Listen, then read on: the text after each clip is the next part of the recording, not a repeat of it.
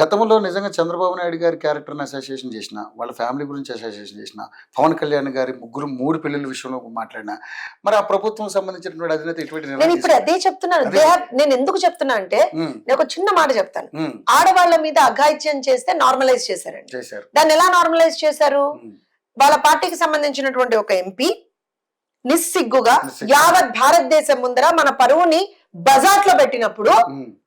ఆ సంబంధిత ఎంపీని వెనకేసుకొచ్చినటువంటి వ్యక్తి జగన్మోహన్ రెడ్డి. వాళ్ళ పార్టీకి సంబంధించినటువంటి ఒక ఎమ్మెల్సీ హ్మ్. ఒక దళిత యువకుణ్ణి హ్మ్. చంపి ఆ శవాన్ని డోర్ డెలివరీ చేస్తే ఆ ఎమ్మెల్సీని వెనకేసుకొచ్చినటువంటి వ్యక్తి, ఇంకా వెనకేసుకొస్తున్నటువంటి వ్యక్తి జగన్మోహన్ రెడ్డి. హ్మ్. అతను జైలు నుంచి విడుదలైతే పూల తివాచీలు పరిచారు. అదో పార్టీ. హ్మ్. ఆ పార్టీలో ఉన్న వాళ్ళ గురించి మనం ఇంకా మాట్లాడుకుంటున్నాం. దౌర్భాగ్యం అనిపించట్లా?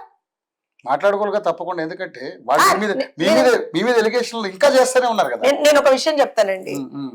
ఎలిగేషన్స్ చేస్తున్నారు, మీరు అన్నది కరెక్టే, అందుకే మేము తిప్పికొడుతున్నాం, అది కరెక్టే. దానికి కానీ నేను ఏమంటాను అనంటే, రాజకీయం అనేటువంటిది ఒక లెవెల్ వరకే రాజకీయం చేయాలి. అవును. బియాండ్ దట్ రాజకీయం చేయకూడదు. చేయకూడదు. ఇప్పుడు నిజంగా మాట్లాడితే మీరు గమనించండి, వాళ్ళ సొంత చెల్లెలు షర్మిల, హ్మ్. సొంత తోబుట్టు, చంద్రబాబు నాయుడు గారిని గురించి, లోకేష్ గారి గురించి 2019 ఎలక్షన్లకు ముందర హ్మ్.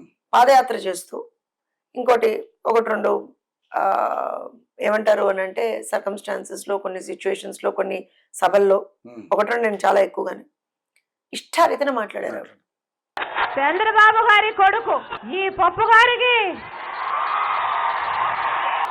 ఒకటి కాదు, రెండు కాదు, ఏకంగా 3 మంత్రి పదవులు ఇచ్చారు. ఈ పప్పు గారికి కనీసం జయంతికి వర్ధంతికి కూడా తేడా తెలియదు. ఉచ్చం నీచం లేకుండా మాట్లాడారు ఆవిడ. చూసాం అవన్నీ కూడా. అలాంటిది అదే షర్మిలని తన సొంత హ్మ్. అన్న, తన పార్టీలో ఉన్నటువంటి నాయకుల చేత, జగన్మోహన్ రెడ్డి అనే వ్యక్తి లేకపోతే షర్మిలమ్మ నేత ఆమెను ఎవరు చూస్తారు? తెలంగాణ ఇంట్రెస్ట్ నాకు ముఖ్యం, అవసరమైతే ఆంధ్రాతో కొట్లాడతానని కూడా అన్నారు. మరి అదంతా ఏమైంది? ఓ పెయిడ్ ఆర్టిస్ట్ లాగా ఎందుకు ఈరోజు మాట్లాడుతున్నారు?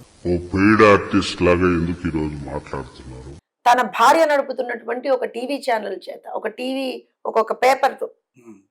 ఇష్టారీతిన ఆమెను బూతులు తిట్టిపించి, ఆ పుట్టుక మీద కూడా అనుమానాలు రేకెత్తించేటువంటి ఒక పరిస్థితి తీసుకొచ్చి, అసలు ఆమె క్యారెక్టర్ అసాసినేషన్ చేసిన రోజున హ్మ్.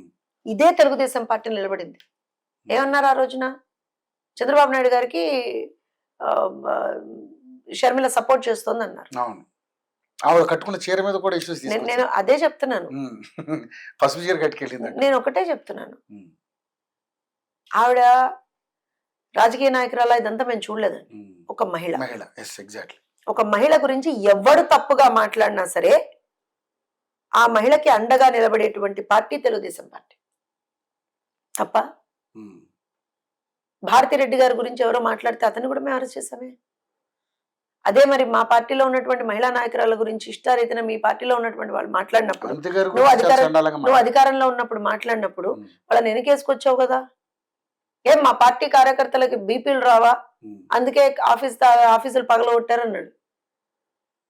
అన్నాడు కదా. హ్మ్. అనడానికి 2 నిమిషాలండి. నరం లేని 4 ఎన్నన్నా మాట్లాడుతుంది. మేము అనలేమా? మేము మనుషులం కదా, మా బీపీలు రావా? నీ పార్టీ ఆఫీసులు లేవా? కానీ మేము తెలుగుదేశం పార్టీ కార్యకర్తలం. చేయాలంటే ఎంతసేపు? మేము తెలుగుదేశం పార్టీ కార్యకర్తలం. నారా చంద్రబాబు నాయుడు గారు అనేటువంటి వ్యక్తి యొక్క శిష్యులం మేము. తప్పుడు పనులు ఆయన చేయడు, మమ్మల్ని చేయనివ్వడు. ఇది గుర్తుపెట్టుకోవాలి జగన్మోహన్ రెడ్డి. అందుకే చాలా మంది సంవత్సర కాలంగా నాకు తెలిసి మీ దగ్గర కూడా చాలా మంది మీరు పబ్లిక్ బయట తీసుకున్నప్పుడు కూడా మాట్లాడుతూ ఉండొచ్చు.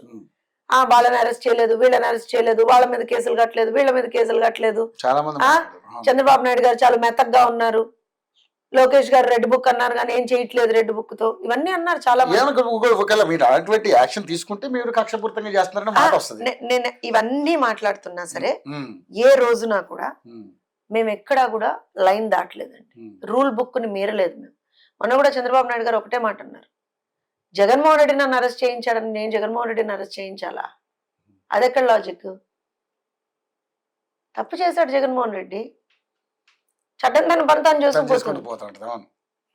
అంతే కదా. So that is how it should be. నేను అనేది అది. ఉమ్. సో ఇవాళ సంవత్సర కాలం పాటు ఉన్నటువంటి మా పాలనని మీరు చూస్తే మేము కేవలం ఒక 3 పాయింటర్ ఎజెండాతో వెళ్తున్నామండి. ఉమ్. ఒకటి అభివృద్ధి, ఒకటి సంక్షేమం, సుపరిపాలన. సూపర్ పాలన. ఓకే.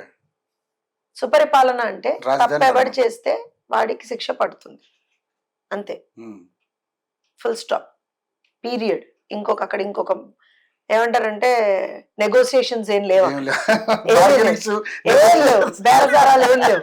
ఎవరు తప్పు చేస్తే వాళ్ళకి శిక్ష పడాల్సిందే. Okay. At the same time సంక్షేమానికి నిజంగా కూడా ఒక నిజమైనటువంటి నిర్వచనం ఇచ్చినటువంటి పార్టీ తెలుగుదేశం పార్టీ. 2 రూపాయల కిలో బియ్యం దగ్గర నుంచి అసలు సంక్షేమాన్ని మొదలుపెట్టిందే మేము, ట్రూగా మాట్లాడితే. ఉమ్.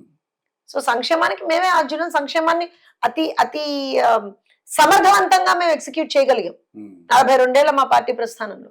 ఇప్పుడు ఇంకా బ్రహ్మాండంగా చేసి చూపిస్తున్నాం.